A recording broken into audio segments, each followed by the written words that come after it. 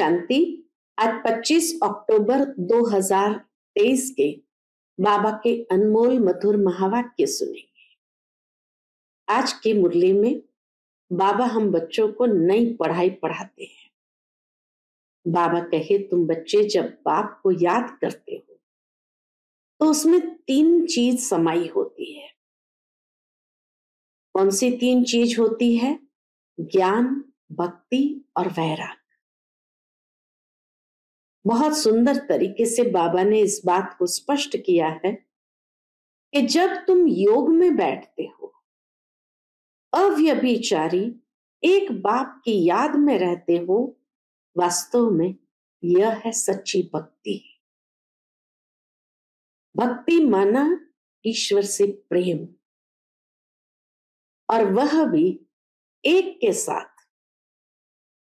अव्यभिचारी जब याद में रहते हैं तो उसी को भक्ति कहा जाता है। फिर बाबा कहे धीरे धीरे तुम ज्ञान सहित याद करते हो, इसलिए उसको योग कहा गया। द्वापर के बाद फिर ज्ञान समाप्त हो जाता, खाली भक्ति रहती है, तो फिर उसको योग नहीं कहते हैं। क्यों? क्योंकि उसमें कोई एम ऑब्जेक्ट नहीं। तुम्हें तो भी ज्ञान मिलता है, योग भी करते हो, और तुम्हारा बेहद की सृष्टि से वैराग भी है। तो ज्ञान, भक्ति और वैराग। सुनते हैं आज के बाबा के अनमोल मधुर महावाक्य। ओम शांति। मीठे बच्चे, तुम बेहद के बाप को याद करो। इसमें ही ज्ञान, भक्ति और वैराग्य तीनों समाया हुआ है। यह है नई पढ़ाई। आज की मुरली से प्रश्न है, संगम पर ज्ञान और योग के साथ साथ भक्ति भी चलती है, कैसे? उत्तर है, वास्तव में योग को भक्ति भी कह सकते हैं, क्योंकि तुम बच्चे अव्यभिचारी याद में रहते हो, एक की याद। तुम्हारी याद ज्ञान सहित है, इसलिए इसे योग कहा गया है। द्वापर से सिर्फ भक्ति होती है, ज्ञान नहीं होता, इसलिए उस भक्ति को योग नहीं कहा जाता। उसमें कोई एम ऑब्जेक्ट नहीं है। अभी तुम्हें ज्ञान भी मिलता, योग भी करते, फिर तुम्हारा बेहद की सृष्टि से वैराग्य भी है। आज की मुरली से पहले गीत बजा है, किसी ने अपना बना के मुझको मुस्कुराना सिखा दिया। ओम शांति। बेहद का बाप समझाते हैं, शास्त्रों की पढ़ाई वह कोई पढ़ाई नहीं है, क्योंकि शास्त्रों की पढ़ाई में कोई एम ऑब्जेक्ट नहीं है, कोई लक्ष्य नहीं है। शास्त्रों से कोई दुनिया का पता नहीं पड़ता है। अमेरिका कहाँ है, किसने ढूंढी, ये बातें शास्त्रों में नहीं है। कहते हैं फलाने ने ढूंढी, दूसरे इलाके ढूंढते हैं अपने रहने लिए। देखो, मनुष्य बहुत हो गए हैं, रहने लिए जमीन तो चाहिए ना। अब ये सब बातें पढ़ाई की है, इसको एजुकेशन कहा जाता है, पढ़ाई कहा जाता है। तुम्हारा भी ये एजुकेशन है। इसको आश्रम कहे अथवा इंस्टीट्यूशन कहे व यूनिवर्सिटी कहे, पूछते बाबा, इसको आश्रम कहे, इंस्टीट्यूशन कहे व यूनिवर्सिटी कहे, इसमें सब आ जाता है, तीनों ही आ जाता है। उस पढ़ाई के नक्शे आदि और है। शास्त्रों से रोशनी नहीं मिलती, पढ़ाई से रोशनी मिलती है। तुम्हारी भी पढ़ाई है। वैकुंठ किसको कहा जाता है? ये न उस पढ़ाई में है, न शास्त्रों की पढ़ाई में है। ये नॉलेज ही नहीं है जो एक बाप ही बतलाते हैं। मनुष्य तो कह देते स्वर्ग नरक सब यहां ही है। मनुष्य तो कह देते स्वर्ग नरक सब यहां ही है, बाप ही समझाते हैं स्वर्ग नर्क किसको कहा जाता है। ये बातें न शास्त्र में है न उस एजुकेशन में है। तो नई बातें होने कारण मनुष्य मूंझते हैं, कहते हैं ऐसा ज्ञान तो कभी सुना नहीं, यह तो नई वंडरफुल बातें हैं जो कभी कोई ने नहीं सुनाई है भी बरोबर। बाबा भी क्या है भी बरोबर, नई बातें हैं, किसी ने पहले सुनाई नहीं, न उस एजुकेशन वाले सुना सकते न सन्यासी आदि सुना सकते। इसलिए परम पिता परमात्मा को ही ज्ञान का सागर कहा जाता है। यथार्थ बातें समझाते हैं, ज्ञान सुनाते हैं, लेकिन नया ज्ञान। इसीलिए बाबा को कहा जाता ज्ञान का सागर, क्योंकि यथार्थ बातें जो हमारी लॉजिक उसको स्वीकार करती है, विवेक स्वीकार करता है। बेहद की हिस्ट्री ज्योग्राफी भी समझाते हैं, ज्ञान से स्वर्ग और नर्क का विस्तार भी सुनाते हैं। ये नई बातें हैं ना। इस पढ़ाई में सब कुछ है, ज्ञान भी है, योग भी है, पढ़ाई भी है, भक्ति भी है। योग को भक्ति भी कह सकते हैं, क्योंकि एक के साथ योग लगाना उसको याद करना होता है। वह भक्त लोग भी याद करते हैं, पूजा करते हैं, गाते हैं। वह भक्ति करना को योग नहीं कहेंगे। समझो जैसे मीरा थी, श्री कृष्ण के साथ योग लगाती थी, उनको याद करती थी, परंतु उसको भक्ति कहा जाता। उनकी बुद्धि में कोई एम ऑब्जेक्ट नहीं है। इसको ज्ञान भी कहते, भक्ति भी कहते। योग लगाते हैं, एक को याद करते हैं। सतयुग में न भक्ति होती न ज्ञान, संगम पर ज्ञान और भक्ति दोनों ही है, और द्वापर से लेकर सिर्फ भक्ति चलती आई है।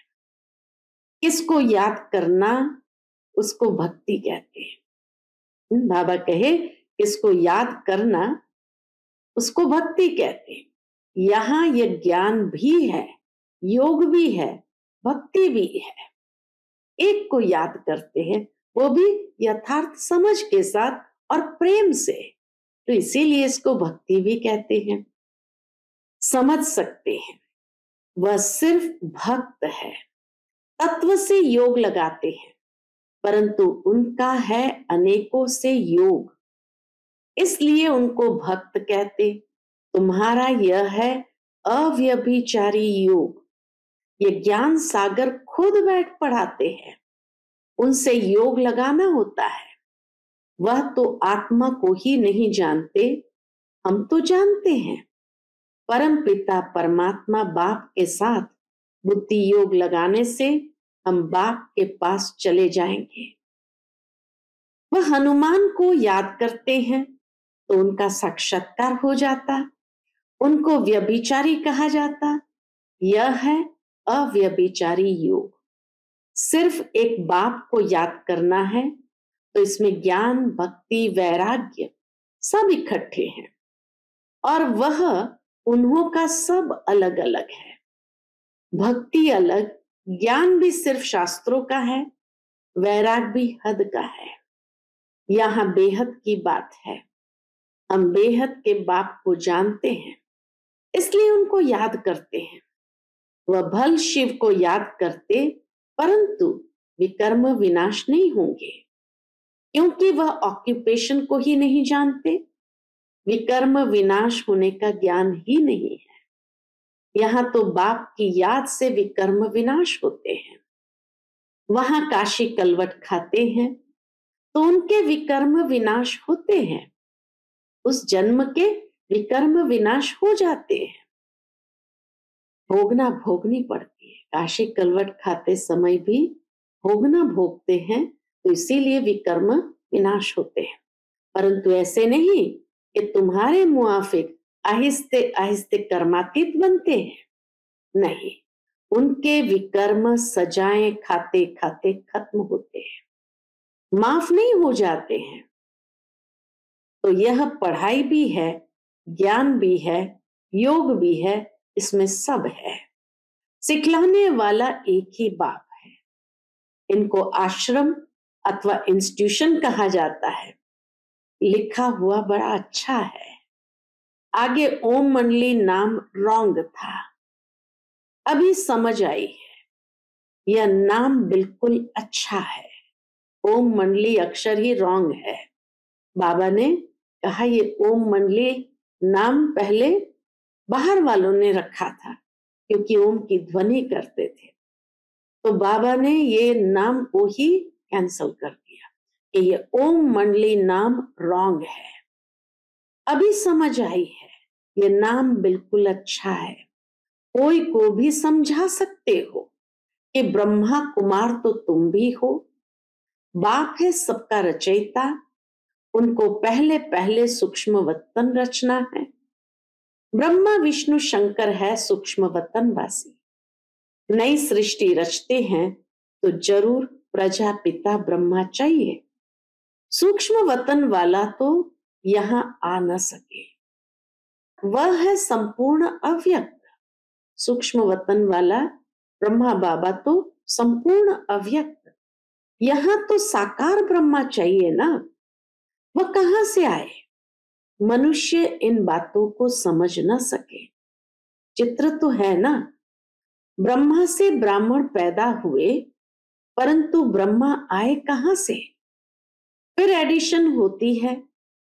जैसे कोई राजा को बच्चा नहीं होता है तो एडॉप्ट करते हैं, बाप भी इनको एडॉप्ट करते हैं, फिर नाम बदल कर रखते हैं प्रजापिता ब्रह्मा। वह ऊपर वाला तो नीचे आ न सके, संपूर्ण ब्रह्मा तो नीचे आ न सके, नीचे वाले को ऊपर जाना है। वह है अव्यक्त, यह है व्यक्त। तो इस रहस्य को भी अच्छी रीति समझना है, क्योंकि सबका प्रश्न उठता है। कहते हैं दादा को कभी ब्रह्मा, कभी भगवान, कभी श्री कृष्ण कहते हैं। अब इनको भगवान तो कहा नहीं जाता, बाकी ब्रह्मा और श्री कृष्ण को तो कह सकते हैं, क्योंकि श्री कृष्ण सुंदर से श्याम बनता है। तो ब्रह्मा है श्याम, श्री कृष्ण है सुंदर। तो जब रात है तब कहेंगे ब्रह्मा, जब दिन है तब कहेंगे श्री कृष्ण। श्री कृष्ण की आत्मा का अभी अंतिम जन्म है, और यह श्री कृष्ण है आदि का जन्म। यह क्लियर कर लिखना पड़े। 84 जन्म राधे कृष्ण के व लक्ष्मी नारायण के बताने पड़े, यहां फिर उनको एडॉप्ट करते हैं। तो ब्रह्मा का दिन और ब्रह्मा की रात हो जाती, वही फिर लक्ष्मी नारायण का दिन और रात। उनकी वंशावली का भी ऐसे हुआ। तुम अब ब्राह्मण कुल के हो, फिर देवता कुल के बनेंगे। तो ब्रह्मा कुमार कुमारियों का भी दिन और रात हुआ ना। ये बड़ी समझने की बातें हैं। चित्र में भी क्लियर है। नीचे तपस्या कर रहे हैं, अंतिम जन्म है। ब्रह्मा आए कहां से, किससे पैदा हो? तो ब्रह्मा को एडॉप्ट करते हैं। पैदा होने की बात नहीं, एडॉप्ट करते हैं। जैसे राजा एडॉप्ट करते हैं, फिर उनको राजकुमार कहते हैं, ट्रांसफर कर देते हैं। प्रिंस ऑफ फलाना, पहले तो प्रिंस नहीं था, राजा ने एडॉप्ट किया तो नाम डाला प्रिंस। यह रस्म रिवाज चलती आई है। बच्चों को ये बुद्धि में आना चाहिए। दुनिया नहीं जानती कि बाप कैसे पुरानी दुनिया का विनाश और नई दुनिया की स्थापना करते हैं। ये रोशनी तुम बच्चों को है, तुम्हारे में भी नंबरवार है। बाबा ने ज्ञान की रोशनी सबको दिया, लेकिन ग्रहण करने में नंबरवार है। आगे चलकर छोटी छोटी बच्चियां भी बहुत तिखी होती जाएगी, क्योंकि कुमारियां हैं। लिखा हुआ भी है कि कुमारियों द्वारा बाण मरवाए। कुमारियों का चमत्कार नंबर 1 में गया है। मम्मा भी कुमारी है, सबसे तीखी गई है। कहा जाता है daughter shows mother, daughter shows mother, son shows father. Mother तो नहीं बैठ कोई से बात करेगी, ये मां तो हो गई गुप्त। जगदम्बा मां ने ब्रह्मा मां को प्रत्यक्ष किया, इसीलिए बाबा कहे मदर तो नहीं बैठ कोई से बात करेगी। ब्रह्मा बाबा तो कोई बाहर वाले से बैठ बात नहीं करेंगे। यह मां तो हो गई गुप्त। कौन? ब्रह्मा मां हो गई गुप्त, वह मम्मा है प्रत्यक्ष। तो तुम शक्तियों अथवा बच्चों का काम है मां का शो करना। बहुत अच्छी अच्छी बच्चियां भी है जिनका पुरुषार्थ अच्छा चलता है। कौरव संप्रदाय में भी इन्हों के मुख्य नाम है ना, जो महारथी है। यहाँ भी महारथियों के नाम है। सबसे बड़ा है शिव बाबा, ऊंचते ऊंच भगवान। उनका ऊंचा ठाव है। वास्तव में ठाव यानी रहने का स्थान, तो हम आत्माओं का भी उच्च है।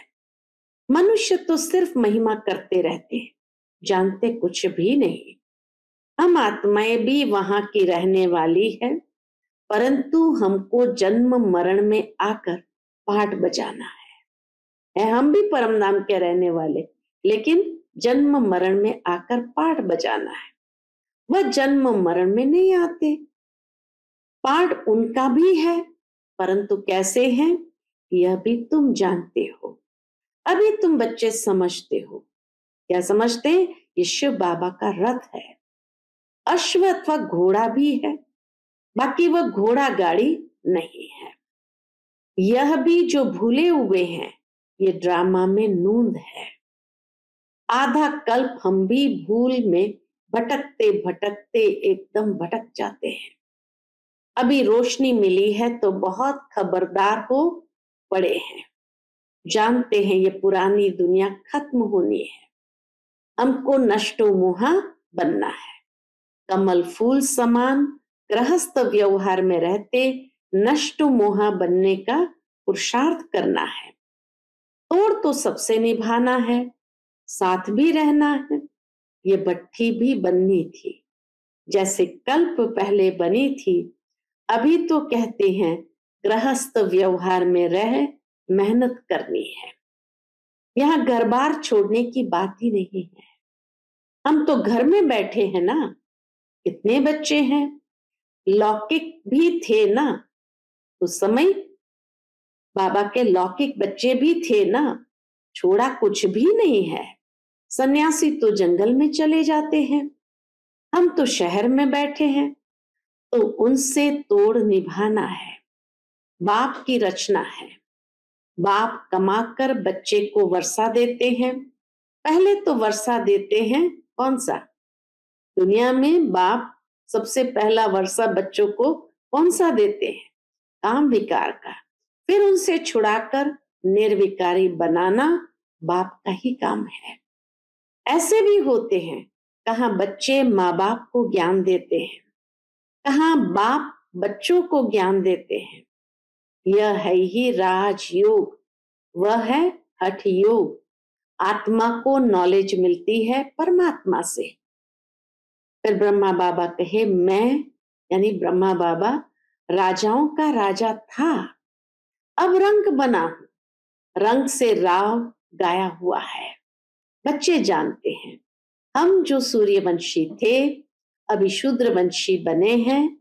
यह भी समझाना पड़ता है नर्क और स्वर्ग अलग है।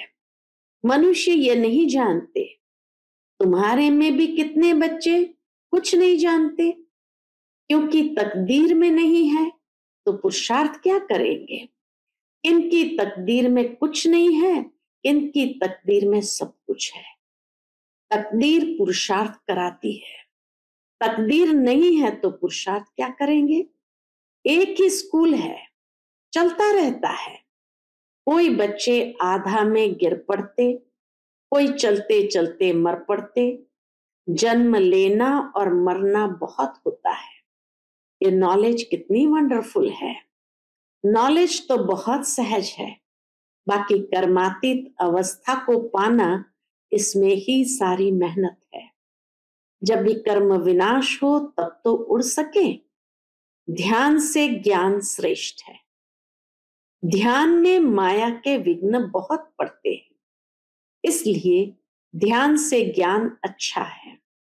ऐसे नहीं कि योग से ज्ञान अच्छा, ध्यान के लिए कहा जाता है। ध्यान में जाने वाले आज है नहीं।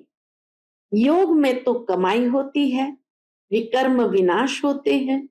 ध्यान में कोई कमाई नहीं है। योग और ज्ञान में कमाई है। ज्ञान और योग बिगर हेल्दी वेल्दी बन नहीं सकते। फिर ये घूमने फिरने की एक आदत पड़ जाती है, यह भी ठीक नहीं। ध्यान में कभी वतन में घूमने गए, देवताओं के साथ घूमने गए, तो बाबा कहे एक आदत पड़ जाती है, यह भी ठीक नहीं। ध्यान नुकसान बहुत करता है। ज्ञान भी है सेकंड का, योग कोई सेकंड का नहीं है। जहां जीना है वहां योग लगाते रहना है। ज्ञान तो सहज है, बाकी एवर हेल्दी निरोगी बनना, इसमें मेहनत है। सवेरे उठकर याद में बैठने में भी विघ्न बहुत पड़ते हैं। पॉइंट्स निकालते हैं तो भी बुद्धि कहाँ की कहाँ चली जाती है। सबसे जास्ती तूफान तो पहले नंबर वाले को आएंगे ना। शिव बाबा को तो नहीं आ सकते। बाबा हमेशा समझाते रहते हैं, तूफान तो बहुत आएंगे। जितना याद में रहने की कोशिश करेंगे उतना तूफान बहुत आएंगे। उनसे डरना नहीं है, याद में रहना है, स्थिर होना है। तूफान कोई हिला न सके। यह अंत की अवस्था है। यह है रूहानी रेस। शिव बाबा को याद करते रहो। यह भी समझने की और धारण करने की बातें हैं। धन दान नहीं करेंगे तो धारणा नहीं होगी। पुरुषार्थ करना चाहिए। दो बाप की पॉइंट किसको समझाना बहुत इजी है। यह भी तुम ही जानते हो। बाप 21 जन्मों का वर्षा देते हैं। तुम कहेंगे इन लक्ष्मी नारायण को बाप से 21 जन्मों का वर्षा मिला है। बाप ने उनको राजयोग सिखलाया और कोई मुख से कह न सके कि उन्हें भगवान ने यह वर्षा दिया है। दुनिया में कोई किस बात में खुश रहते। तुम जिस बात में खुश हो उसको कोई नहीं जानते। मनुष्य तो अल्पकाल क्षण भंगुर के लिए खुशी मनाते हैं। मनुष्य तो अल्पकाल क्षण भंगुर के लिए खुशी मनाते हैं। तुम हो सच्चे ब्राह्मण कुलभूषण, जो योगी और ज्ञानी हो। तुम्हारे इस अतीन्द्रिय सुख की खुशी को और कोई जान नहीं सकते।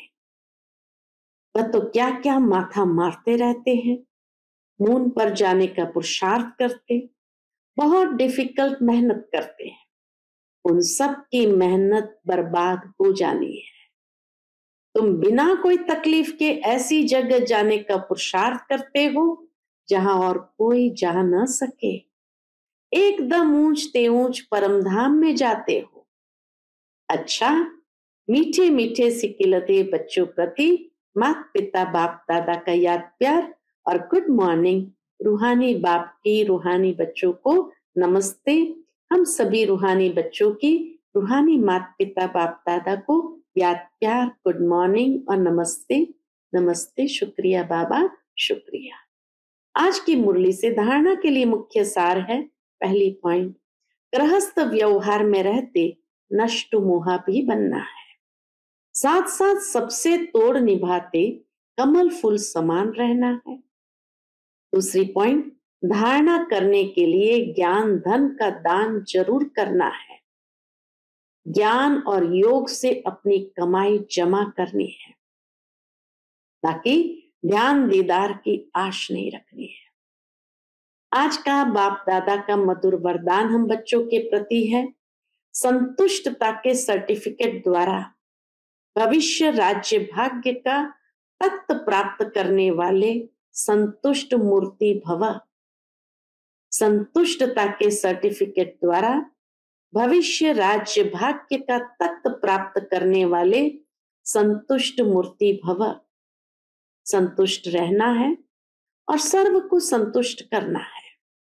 ये स्लोगन सदा आपके मस्तक रूपी बोर्ड पर लिखा हुआ हो, क्योंकि इस सर्टिफिकेट वाले भविष्य में राज्य भाग्य का सर्टिफिकेट लेंगे। तो रोज अमृत वेले इस स्लोगन को स्मृति में लाओ। कौन सा स्लोगन स्मृति में लाओ? संतुष्ट रहना है और सर्व को संतुष्ट करना है। जैसे बोर्ड पर स्लोगन लिखते हो, ऐसे सदा अपने मस्तक के बोर्ड पर ये स्लोगन दौड़ाओ, तो सभी संतुष्ट मूर्तियां हो जाएगी। जो संतुष्ट है वह सदा प्रसन्न है। स्लोगन: आपस में स्नेह और संतुष्टता संपन्न व्यवहार करने वाले ही सफलता मूर्त बनते हैं। आपस में स्नेह और संतुष्टता संपन्न व्यवहार करने वाले ही सफलता मूर्त बनते हैं। शा ओम शा। Click here to like, subscribe and press the bell icon to stay updated with our latest videos.